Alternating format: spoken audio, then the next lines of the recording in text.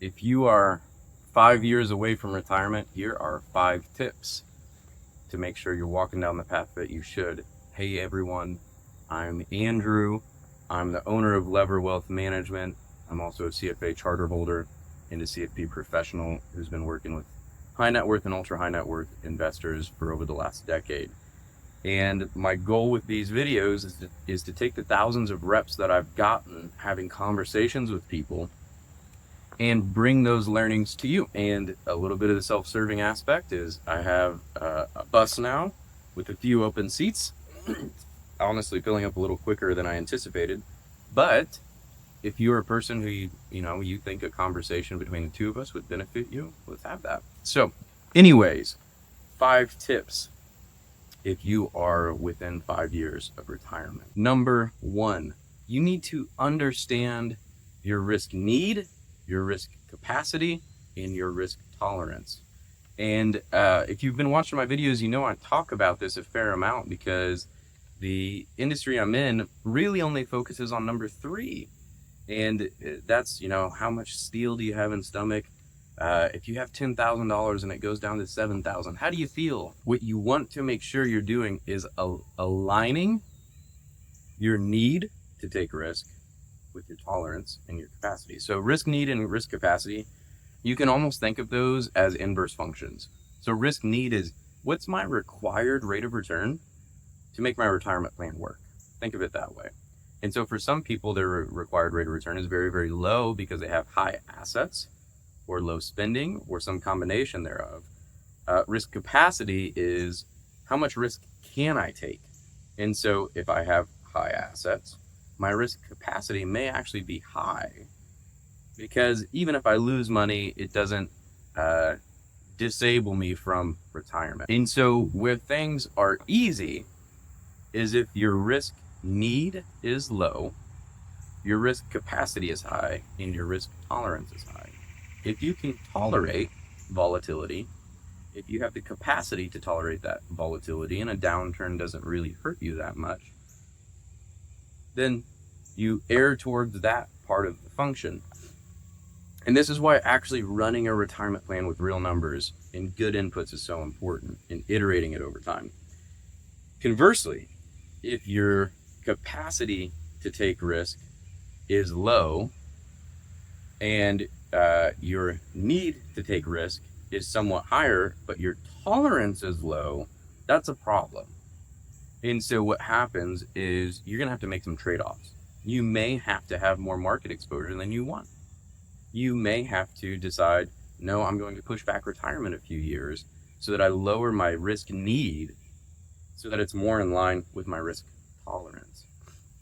And so a good rule of thumb is, there are some good questionnaires out there. If they're 5 questions and the questions seem a little silly, maybe ignore it. But if they're more in depth and a little more psychological in nature, discussing behavioral biases, it could be worth it to take that and think about your retirement funds in particular. So number 1 tip, understanding your risk need, capacity, and tolerance. Number 2, reduce your sequence of returns risk. There are a plethora of ways that you can do this. However, most people fall into a couple different buckets, and Dr. Wade Pfau has done some research on this with his RISA, R-I-S-A. And usually the buckets are, I would like guaranteed income as a base to take care of my expenses. That's one bucket.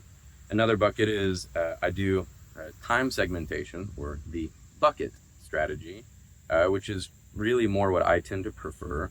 Bucket 3 is a total return bucket, which is I'm going to manage this as an endowment and just rebalance over time. And then bucket 4 is what's called guardrails. And that's I'm going to accept so much upside, so much downside. Most people fall into the time segmentation bucket and the base income bucket. And I think time segmentation really works well because we like to mentally account for things as humans, and I think it invests towards our biases. And so in the short-term bucket, what you do is you ladder out fixed income for the next 3 to 5 years, depending on your risk tolerance.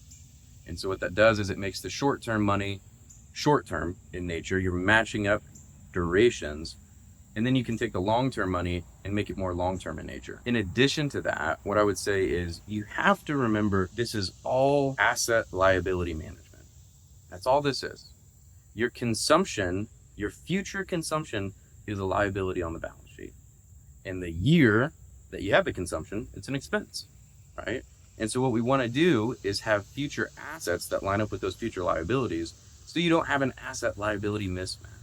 And so that's one of the big ways you reduce sequence of returns risk, because if I have assets that match my liabilities, sequence of returns risk really comes in whenever I'm taking equity risk that I can't handle to take for my short-term consumption needs.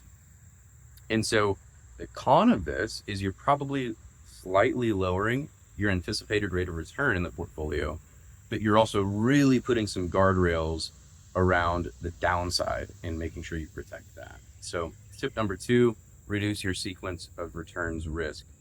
Tip number 3, what I would say is get rid of positions now that affect your ability to control taxes.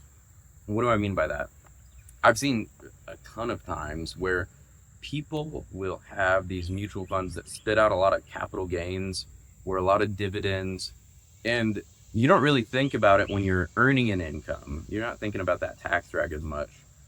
But whenever you're in retirement, if I have a couple $1 million in a brokerage account and I'm spitting out 4 to 6% between capital gains and dividends, and I don't know by October what my long-term capital gain pass-through is going to be, or if it's going to be some short-term capital gains, or if I have a commodity fund, any of that roll return is income taxable to me, it can really throw a wrench in the other planning that I'm doing.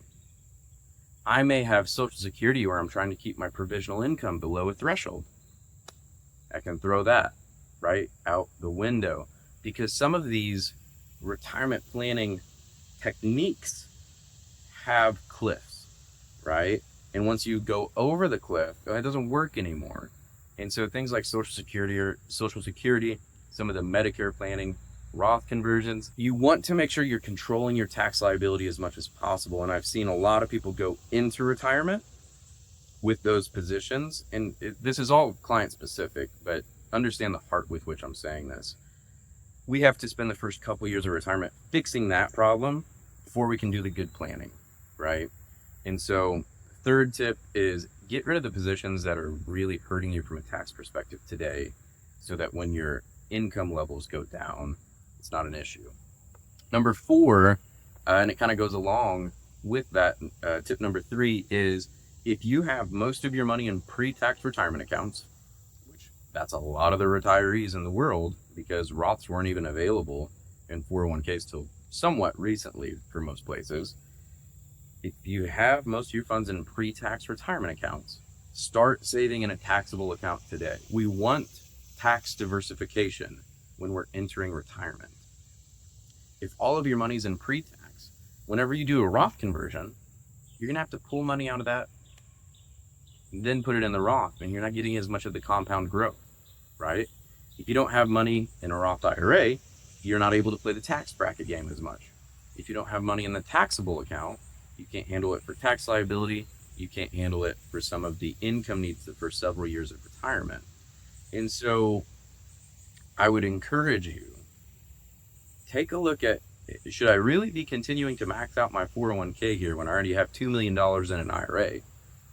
Or should I possibly lower that and save some of that into a taxable brokerage account so that when I retire, I have more optionality, right? I'm all about optionality when it comes to retirement. Finally, number 5, open a Roth IRA if you haven't, especially if you're before age 59 and a half. You want to make sure you have your Roth IRA open for 5 years so that you don't hit that 5-year rule with earnings. If you're over 59 and a half and your Roth IRA is new, you can always take out your basis. It's the same with anyone. However, if the Roth IRA is new, within 5 years, even if you're over 59 and a half, you will have an issue with the earnings. And if you do conversions, there's a 5-year rule with each one of those conversions. So go ahead, get the Roth IRA open, fund it with $1, make sure you have that taken care of. So I hope those tips kind of help you think about things and get your mind moving. Until next time, see you.